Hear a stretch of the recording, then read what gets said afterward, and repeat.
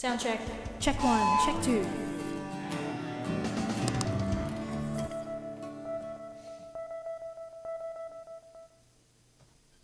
Brian, my friend, how are you? I am great. How are you, Dr. Dan? I am good, thank you, my friend. I am good. Seventh appearance on the show. Can you believe Seven. it? I cannot believe it. It's gone by so fast. So fast. What? It's an honor. It's an honor to be here. I always love this. This has been my favorite thing every year for the last 7 years. Right, So right back thank at you for you. having me on. Can I want to kick off today's show. You told me, and I don't know how this escaped my awareness, but I was so excited to hear you have recently been, what would be the right word, inducted into Yeah. the. Please tell us what is it? Yes, the American Academy of Teachers of Singing. So it's a group of no more than 40 singing teachers that are very invested in progressing and demystifying voice as a team and putting things out there that really help us understand voice in a deeper way. So I was thrilled to be inducted Oh, and now a member of that group. that's that's amazing, Thank and you. congratulations, and so deserved. Um, and yeah, I'm in awe. I often tell people here in the community that we get some of the world's best onto the channel to talk, and you are at the top of the tree, my friend. That's amazing. Thanks so much. I appreciate that, man. Yeah. Well, it was an honor, and yeah, I'm thrilled. I knew about the group for a long time, and then to be asked to join Oh, was really wonderful. So it's yeah, yeah, it's great. it Yeah. it's amazing, isn't it, to be acknowledged by such esteemed colleagues and have your work Mhm. seen and recognized. Yeah, so yeah, and Yeah, so cool, definitely. Yeah, so thanks for cool. mentioning that. Yeah, I appreciate that. Thank you. We're going to dive into today's conversation because I think most people in the show watching, whether they would be watching live, and hello to everyone watching the show as a replay, I think most people in Voice Essentials know who you are. So we're gonna jump over that because I think we just told everyone just how amazing you are by the news we just gave. I want to jump straight into today's topic because we've got a lot to unpack. You sent me, when I sent the email to you, as we do for the last 7 years, saying, hey, want to come on to the show? What are we going to talk about? You sent me a video of Professor Sataloff and Renee Fleming having a conversation. Can you talk us into, because we're going to watch a snippet of the conversation, a minute 45. Just talk us into what we're going to be observing. Yeah, so this was a conversation at the Voice Foundation this past summer, and the guest was Renee Fleming, and she was being asked about the industry and the habits within the industry and how she felt about them. And then also Dr. Sataloff was commenting as well about from his perspective. So it was really neat to see it from the doctor's perspective, performer, very very famous performer, and quite a philanthropist. I mean, Renee is very interested in education and things like that. So I was excited, and then it spurred on like a really spirited conversation, and I that's what I sent to you some of these concepts that came out, which we're going to address one of them. Yeah. So I don't want to spoil that. I don't want to bury the lead. But one of the things though I will say, kind of to prompt it, is for I don't know, at least the last 12 to 15 years, I have been discussing wherever I go. I'm very fortunate to get to travel many places in the world, and I've noticed this theme that pretty much everywhere, and I teach a lot in different genres, classical included, and then all of many, many different genres. Within all of them, I've noticed that press phonation has been at the heart of a lot of training techniques and habits, performance habits. And then in addition, I've been part of and part of a team with different voice centers. So I was actually on faculty at the New York University Voice Center, and then have partnered with other ones around the country with different clients of mine that are seeing them. And so anyway, I've been concerned about that, and then this conversation happened, and we can chat about it. Is that enough of a lead? we can chat about it because there's some fascinating stuff that we're going to be able to draw out. Let's watch the video and we'll come back. For me, in my career, I learned how to say no to the wrong repertoire. So I was really good at that because it didn't feel comfortable to me to sing something that was beyond my vocal heft or range or whatever, and the orchestration was too big, etc. But I was not great at saying no to working hard all the time. So that still gets me in trouble sometimes. When I published the first paper, modern paper teaching doctors how to take care of professional singers in 1981, there was an example in it saying that one of the problems is all the baritones who at one time or another run around trying to sing Vesta la Giuba to prove that they're tenors. Ooh. And you know, and the people singing repertoire that they shouldn't sing until they're 40 when they're 17. That still happens. That still happens. And the only good thing about that is that it makes lots of patience for us. Right. No, it's always an issue. And somebody said recently to a famous singer in Europe, some manager said, well, we're expecting singers now to have 6-year careers. I said, what? Because I come from a tradition of singing, you know, on your not on your principle, but actually thinking about longevity. And it, you know, the training I got obviously worked because I'm surprised I'm still performing so much. And doing great. And we have a board member, George Shirley, sang here not that long ago, and he sounds better than he did when he was younger. When you learn what you're doing, you can do it for a long time. Yes. So that's just a small snippet of the entire conversation. I've put a link to the entire interview video, YouTube video, in the description section below. Do you want to lead us off in what really stood out to you in that conversation? Well, yeah, first I'd say this was the first time I have heard a doctor in public announce that this current era and the habits that are being taught and practiced are sending him lots of patients. Now, I've seen that being in working relationships with voice centers, that there's just a crazy number of patients with voice issues, injuries, and I've seen over the last 20 or plus years that's increased steadily as we've gotten into this more and more firmly into what I would consider the era of pressed phonation. Yeah. And yeah, so it was right when I heard it, I went, whoa, that came out of his mouth. You know, that was the case. And I was very, in a way, happy because I think that will help put a bit of an exclamation point on it. That this is the main care team if trouble happens. And they are even noticing, even though that's not necessarily their expertise, like the practice part of it, the coordination and how we do it, they've realized that there is a high number of incidents of injury and tons of patients coming their way because they're not able to handle the vocal load of the repertoire was a specific thing that they were talking about. But also somewhere else in the video, you'd see they mentioned also like vocalize too heavy, that kind of thing.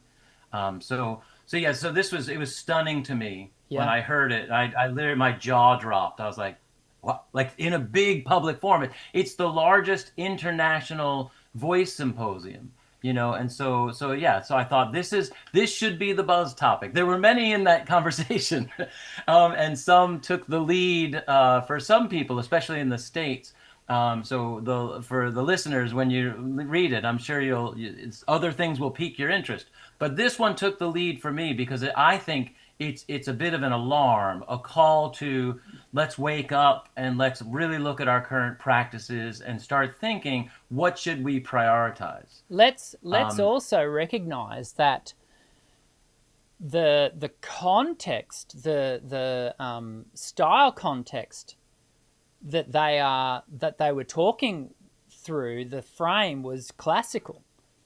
So we're yes. in that instance, when we're not even talking about, the big bad contemporary, Yes. phonatory patterns. We're talking classical. And as you are, we're going to add in the contemporary, because this is the things that I'm seeing in my studio.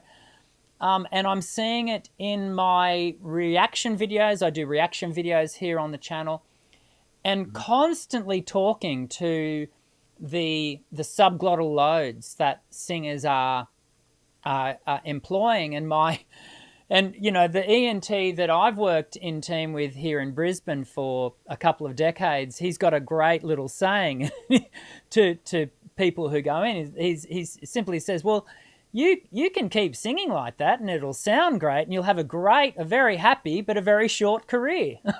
That's his. Yes, exactly. That's it. Yeah. Yeah. 6 years. 6 years. Six Yeah. years.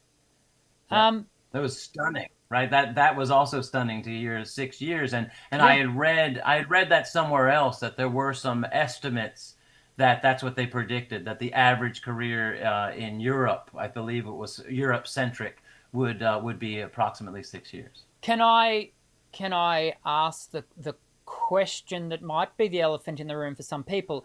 Do you think that, you heard the stat come out of Europe, do you think that stat of 6 years was given purely on the basis of the voice being able to do the job, like the voice deteriorating over 6 years, or were there other factors, do you think? I mean, I would imagine there are other factors within that statistic. I think it is difficult with a saturated market Yes. to sustain a career these days. I've been teaching voice now for about 30 a little bit more years, 32 years. And I've noticed, I'll have students, the lucky ones, that their life will be planned for the next, 3, maybe 4 years of gigs. Yeah. And then now you're seeing, like, I'm planned through next year. And then it's like question mark, particularly because of COVID happening. Yeah. That got to be majorly problematic. And so I think that I think that there are other factors, but I do believe that the focus in that conversation was much more towards the lack of sustainability of current practices. Yeah. I've been teaching the same period of time as you have, coming into my 31st year. I don't recall, and I'm willing to accept that, I think you spend your first 10 years of teaching just trying to figure out what you're doing. And apologizing 10 years later. Oh, you were Sorry. kind. I don't know whether I was game enough or mature enough to apologize. And so I acknowledge that, let's say the first half of my teaching career, maybe I wasn't as aware as I am now. And so that has to be factored in. But I don't recall, I would have to say at least 4 out of 5, probably 9 out of 10 students that step into my studio, the number one thing we have to address is pressed, like the heavy loading of the voice. And I don't, Yes. and if I go back into the annals of my teaching career, I don't recall that being the case. What about yourself? Yeah, I would say the same thing, that I felt like it was more just kind of big ballpark coordination before, instead of trying to unpack this incredible resistance at the level of the vocal folds. That, in a way, I feel like it parallels this culture of immediacy that arises with the internet and things. So in the early 90s, when I started teaching, it was not that. There wasn't this push. There was still patience. And as we developed the internet and people could get quick answers, by surfing the web, I think people also thought they could get quick answers to their voice issues. Yeah. And if it started out a little breathy, well, fast track to that. Just squeeze those vocal folds together, and it sounds more mature all of a sudden. Yeah. And I feel like it was a bit of the culture of immediacy that influences that that change in voice habit. I'm so pleased to hear you talk to that as an aspect, because that's where my thinking goes, is that it's driven by the immediacy of the social network space, and trying to just cut through the saturation. And I'm thinking now more around the contemporary space, which is the only area I work in. And yeah, because going back, into the late 90s, even into the early 2000s, we were still in an era where I think artists anticipated, the hope back then was to be able to land a record deal that you would hopefully get multiple, albums out of. And to do that, you were going to have the ability to stay the course. Whereas now I think people are putting a song, if it's a whole song, onto Spotify, hoping that they create a sound that will just get heard. Mm-hmm. Yeah, definitely.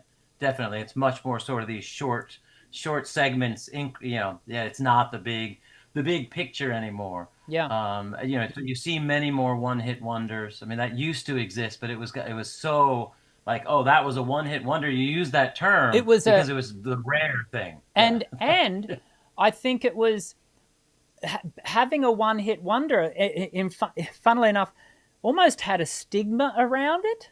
Yeah. It was a negative connotation. It was a negative connotation. And now, for the majority, that's all they're hoping for. I just want to have one. Yeah. Because of how fast it can blow up these days, you can have tons of money with one hit. So, if you play your cards right. Yeah. We've recognized the problem. Mm-hmm. Let's talk some responsive answers. What can we do? What's the answer? Yeah, I think the first thing that always springs to mind for me, and this is tough, right? We're in an era of awakening in so many areas, and it's such an important time. But along with the awakening, where all human beings deserve the same respect, and opportunities and all these things, I think it's washed over to, and please help me through this concept as I say it, but it's also washed over into anybody's ideas I should entertain. And the internet is filled with so many ideas about voice, and most folks' mindset is I'll give it a try. The issue is that a lot of the things that I see online and take the deep dive are delivered by great personalities with snazzy video skills, but a lot of the concepts are not really based in high-level function. Yeah. And so with this allowance that everyone's mind has given them, hey, everybody's opinion is worthy, and that's where I think we have to be more discerning. Everyone has an opinion, yes, but they're weighted differently. Yeah. There are true experts in certain fields in any subject. And I think I've said before, maybe on another show, right? When you're dealing with if we're talking about voice injuries, right, I'm going to defer to Dr. Sataloff. Yeah. Instead of someone who's just like, well, I've worked with a student who had nodules, or whatever it is. So you have to have this hierarchy in your mind, and that includes number of years teaching, background in education, success of students, all these things, and those things are not often weighed. Yeah. Which I think contribute to people just trying big ballpark, almost end gaining attempts, which is from Alexander technique, right? End gaining. Here's where I want to be, and let me just try and do that right from the get-go, instead of being patient and hitting all the spots. So I think getting a more slower mindset and understanding that physiological coordinations require step-by-step processes to get to this ultimate position you want to be in. I think it is the school of throw enough at the wall and hope something sticks. And I think we've come to a place now where we know, for example, if we go to Dr. Google, say I've got a sore ear, and I go to Dr. Google, if I'm on Dr. Google for any amount of time, I'm going to end up with cancer. Like that's always the end result. Like I get to the end of that little deep dive and suddenly I've got brain cancer. And we know, I think most of us now know that, okay, that's not helpful. Nope. Why? Because when I do my little deep dive, firstly, I'm not an expert, so I'm just searching and hoping the internet leads me somewhere useful. It very rarely does in that kind of context. Not only that, I've then got no capacity to filter and focus that attention onto me specifically. And yet we still do the same thing with our voice. Let me tell you another experience I've just literally last week had. I had a brand new student. She came in, and she didn't come in and give me the things that she'd looked at on the internet. She came in and showed me the list of things in regarding to breath, what she should do as far as ChatGPT had told her to do for her breathing. So now we're getting to a point, and this is the first time a student's ever been open in wanting to share what ChatGPT had told them. And so we walked through it step by step. And it was interesting because I said, as we went through, I said, actually, when I look at these things that ChatGPT has told you to do, with some little exceptions here and there, these are not bad things to do. But they're not right for you yet. And that was the measure, the balance that I, as in that moment, the expert in the room, was able to feed back to her and say, yes, but, and so I think we're going past now the expertise of YouTube. Now we're challenged with the expertise of, large language models as well.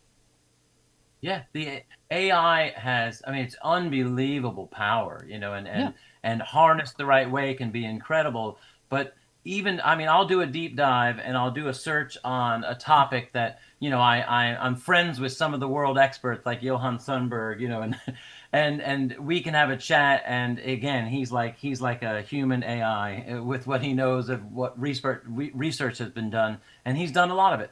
And so I'll have a deep understanding of a topic. So I'll just look at that topic, and the things that come up are often the most prominent things said. Yeah. And so they'll actually feed off of the popularity of video feeds. Yeah. So it's not necessarily the top information, it's the most popular information. Yeah, the trending information. Yeah, that's trending. Yeah. And so we're a little trapped by that. You have to be super discerning in what comes up and be able to weed through it and actually go to the papers and see what was really truly uncovered, not just what a popular talking head said in voice. So I think that's the front line is helping people understand that it is this physiological process is a step-by-step has a step-by-step learning curve that when invested in leads you to really nuanced, sustainable, full lifelong communication.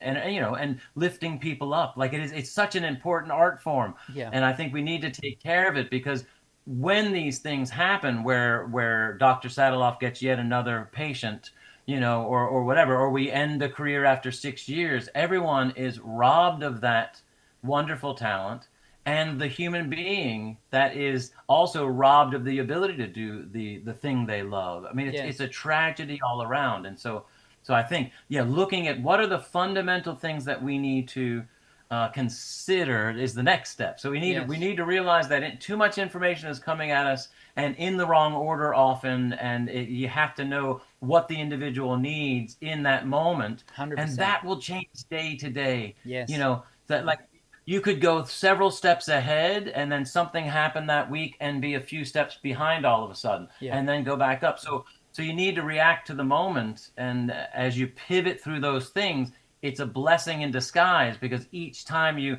falter or get better, you're going to gain a deeper insight into what you're doing. So it's like it needs to happen. So yeah. So let's outline very briefly what pressed phonation is, you know, the issue that we're identifying here, and also then outline what are some key things that a singer can look out for in their own voice, and what can they do to bring about better balance in their phonatory patterns. Yeah, that's great. So I think the big ballpark thing that we're looking at with pressed phonation is hyper adduction of the vocal folds, which just means that when they're brought together and they're invited to phonate, to vibrate, they're brought together too close together. And this sets the vocal folds into a place that once they are pushed apart, it requires more force to get them to move apart, because they're hyper adducted, hyper brought together, that they will not only be pushed apart, but they'll be pushed up and then apart. And then when they come back down with this whip-like motion, which is what creates issues at the vocal fold level often. Yeah. So that's the underpinnings of pressed phonation, is this excessive resistance at the level of the vocal folds due to hyperadduction. Yeah. So what are some things that we can, as singers, you know, the people who are part of our community here at Voice Essentials, what can people be doing to look to not have that level of whiplash of the vocal folds? Yeah, so I think one of the main things I love considering, I mean, actually, Renee said it. She said it, and I'm always forgetting who worked with whom in teachers. You know, I always remember one of my favorite sopranos of all time, Leontine Price. She always said that you should sing on the interest, not the principle. Yeah. Which is exactly what Renee said. So they may have had the same teacher. Well, we can figure that out. We'll do that research. I forgot. But I know it came from the teacher. But Leontine was saying that, and the basic idea is, right, if you've got $1,000 in your account, that's a certain amount of money, and the interest you'd get on it in most accounts would be 10 cents, Yeah. like very, very little bit of money. And so sing on that, and they're equating that to effort level. Yeah. So first thing is developing some kind of barometer to have awareness of effort level. And so if you feel like you are really working hard physically, you're probably on the path of pressed phonation. Yeah. And you can think about it. One of the ways to think about it is for quiet speech, there's a driving force that, I mean, in science terms, would be around 3 to 4 centimeters of water column. Should I explain that kind of idea of what that is, or is that too heady? No, you go for it. Okay, so if you're using like force to move air, there's a U-shaped tube, I'll use it, it's like this. Yeah. And if you fill this U-shaped tube with water, if there's no pressure on either side, the areas will be level. Yep. If you then held that and you applied pressure just by going, oh, like that into the tube, it's going to displace the water. So this side will go up and this side will go down. The distance it moves, that's the measure for pressure. Mm-hmm. So for quiet speech, it moves 3 to 4 centimeters, and then it gets up to around 9 or 10 for more declamatory speech. For the loudest singing sounds, it's estimated between 20 and 70 centimeters of water column will be displaced. And then you can relate that to lifting weights, like the effort of that kind of feeling. And that's about 150 centimeters of water column, so more than double. So I always tell folks that are like really singing with a tremendous amount of effort, I said, if it feels close to weightlifting, you're off the charts compared to the loudest possible vocal sounds measured. And I've actually measured some of my loudest classical colleagues here with a pressure transducer, and they, for the loudest sounds, they were in the low 60s, like 63 centimeters of water column, 64. So just drawing that is really important. And I've also measured. I had at one of the courses I taught with Johan, there were some music theater singers there that were practicing belt. Yeah. And so we do master classes there, and we do all styles. And they said, can we measure our water, our centimeters of water Yeah. column? And they were singing what I would consider more of a yell than a belt. A belt is a skilled, high-level maneuver that sounds kind of shouty, Yeah. but it's not at all from a effort level at the vocal folds.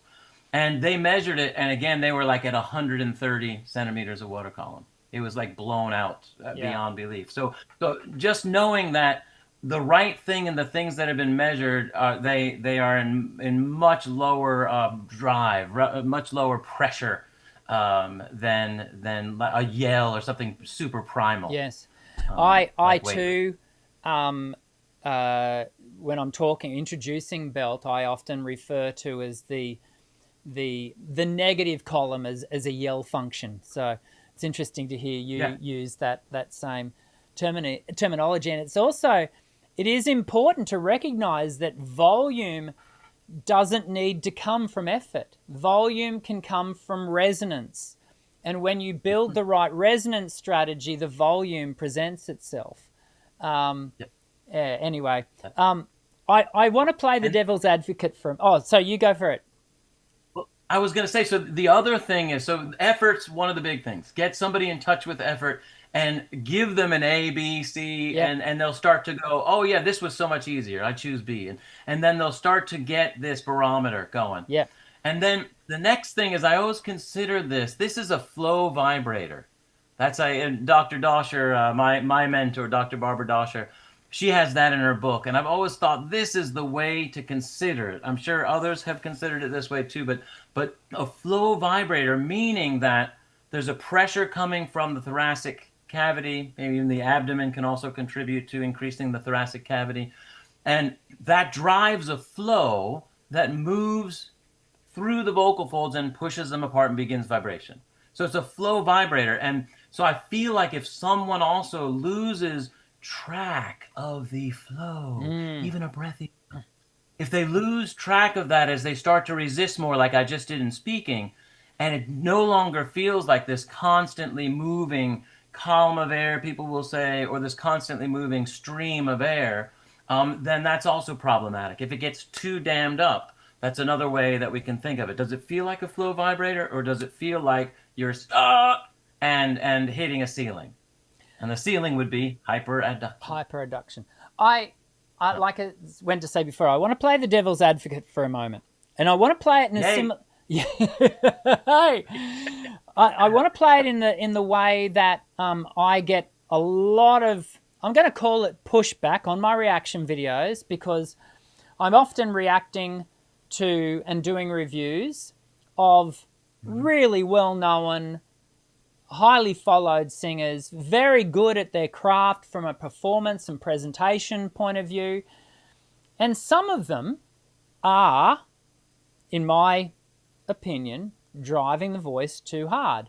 And so the comment will be drawn from me to say, aesthetically, that sounds awesome.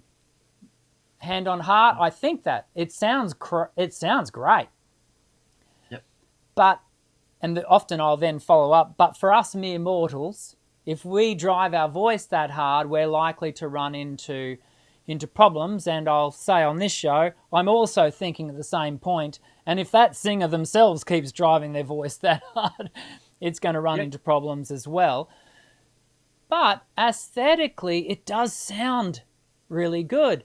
How, and I'm asking this question, I think I've got my own answers, but I want to hear your insights. How do we...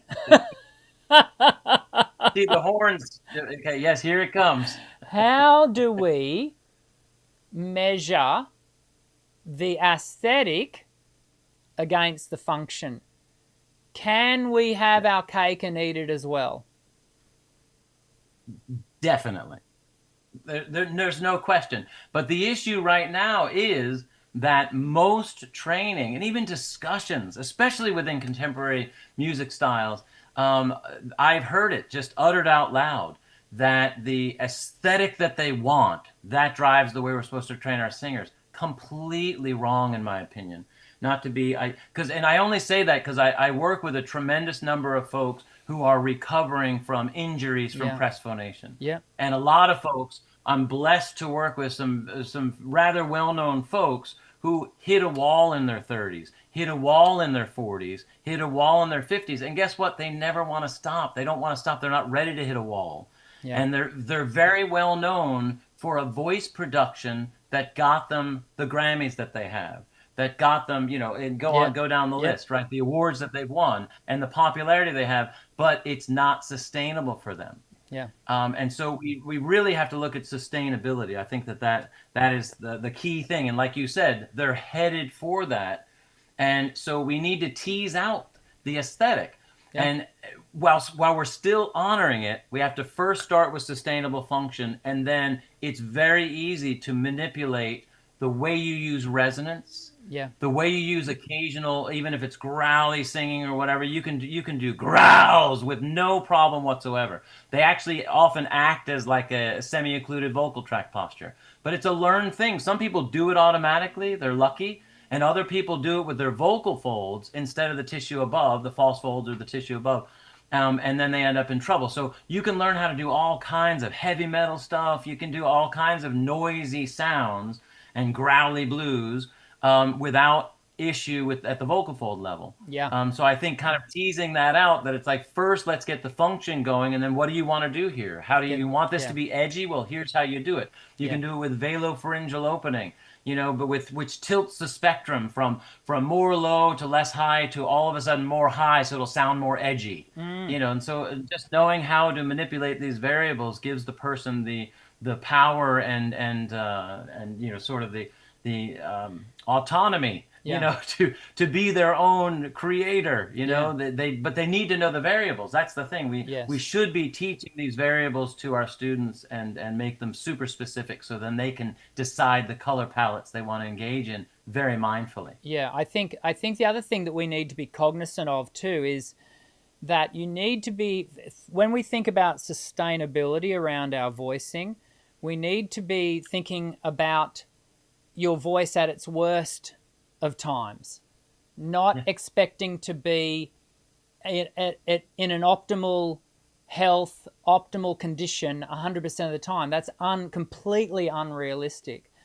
And I think we need to be able to sustain any voicing when we're tired, but if you are only able to do these voicings when you're at absolute peak performance, that is a recipe for disaster. These singers who I will comment about on the reaction videos, often we're talking about them when they're in great condition, but eventually that voice will hit a gig where they unfortunately have to sing in a compromised state. That's when the voice is at danger, right?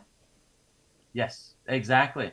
That's where the interest, not the principal concept comes in. Yes. If you're learning to sing on less effort, then there's a little more effort required. You've got a little bit of wiggle room there to up a breath energy, to circumvent, or do something to twist around the issue you have, whether it's just slight swelling because of issues, or with a cold that you have, or a cough, or didn't get enough sleep. And you need to be aiming towards that. Absolutely. And also for the people who tour and are really well known, they've got to be aiming towards I gave 3 interviews and then this, and then had to do a demo here, and then I had to go on stage, and then I flew overnight to Europe, and then I was on the next night, without any break. And again, we also need to work as a team, and I've done this where I'll actually be in touch with the agents and just say, this schedule is untenable. I mean, if there's anything you can do and front load with this and give 2 days here, and change it. I think that we also need to, as a team, be thinking about that too. What makes it sustainable and helps the singer stay sane. Yeah, so hard, with all those pressures. We believe it. You will believe it when I say we're coming close to needing to wrap up. The other day I was watching an interview with a singer by the name of Morissette. She's a Filipino singer, very well known in the Philippines. They refer to her as the Phoenix of the Filipino Phoenix or something. Anyway, Nice. Fabulous voice. But for a long time, she's done what I refer to as the Maury squeak, and it's a high cost. It was always a high cost item, and I came under a lot of fire in my early reaction videos of her for calling it such, to say, look, it sounds awesome aesthetically, but she's doing it a lot, and it's going to really tax and wear and tear on the voice. She's just recently done an interview where she's had to say, I will never be doing that again. Man, wow, you called it. Well, yes, I didn't call that she'd never have to do it again. No, but I'm just saying that's the important thing. Yes, that's amazing. The point being is, I honestly think, had she not given into, that's the wrong way to set that up.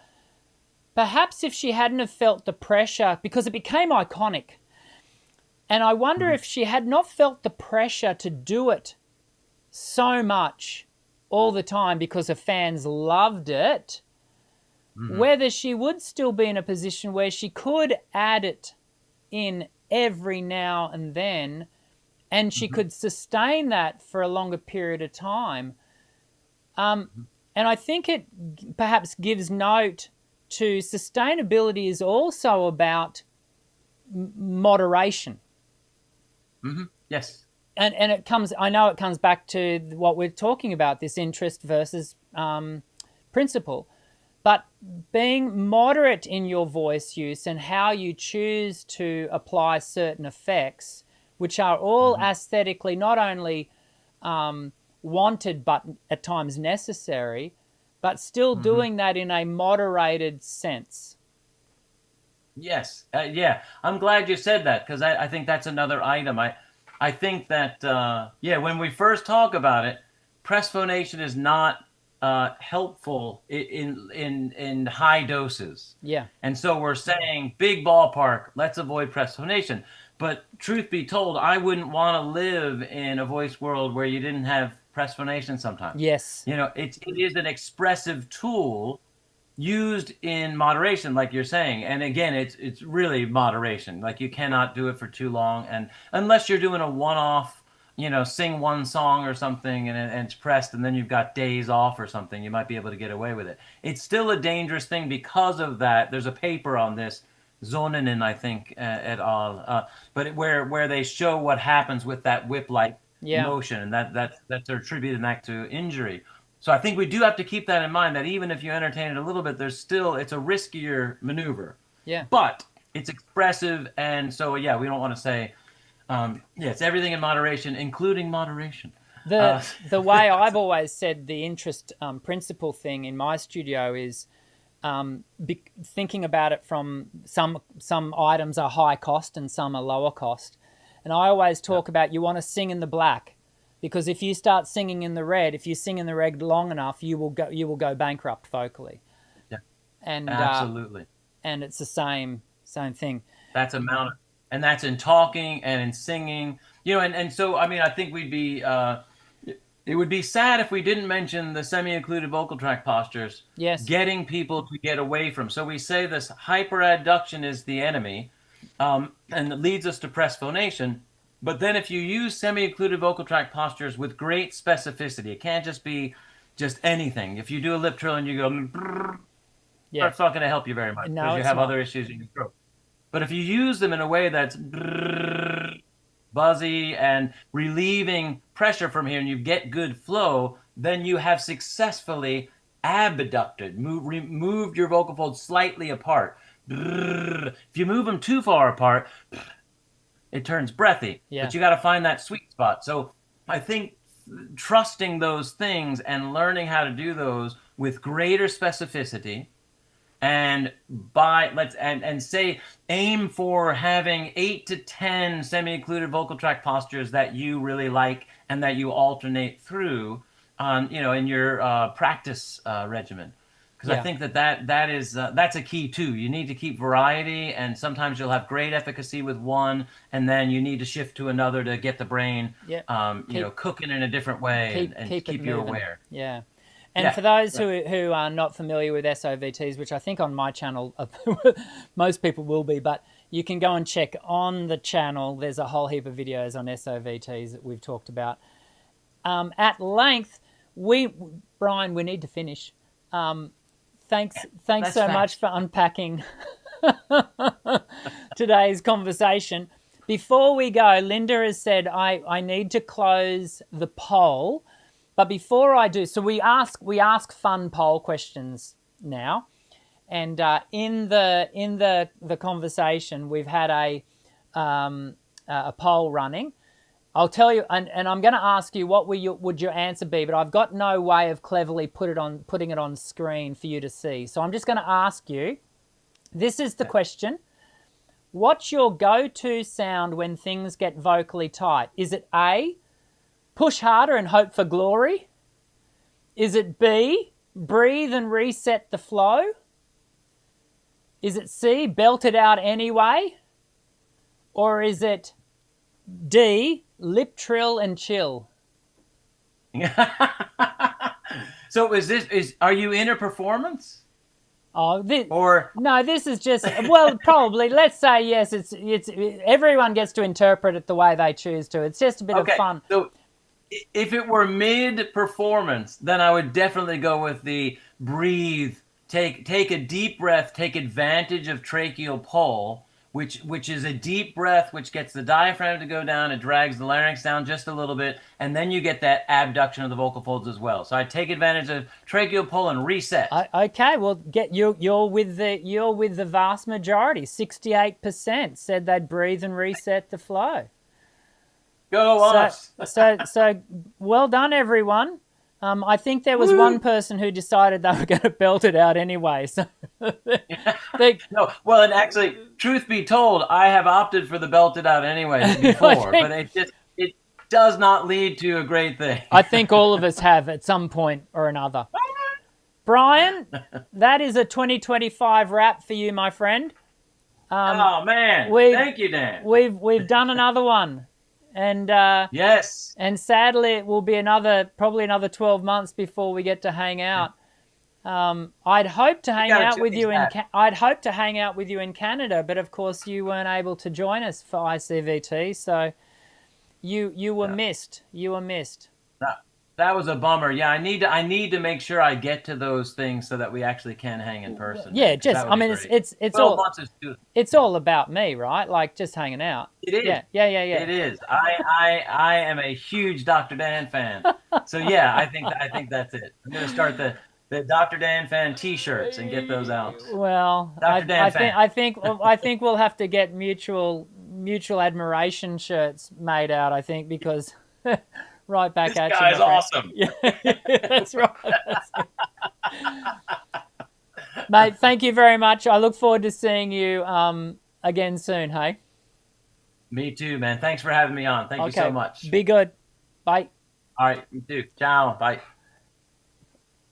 Wow. That was a great discussion.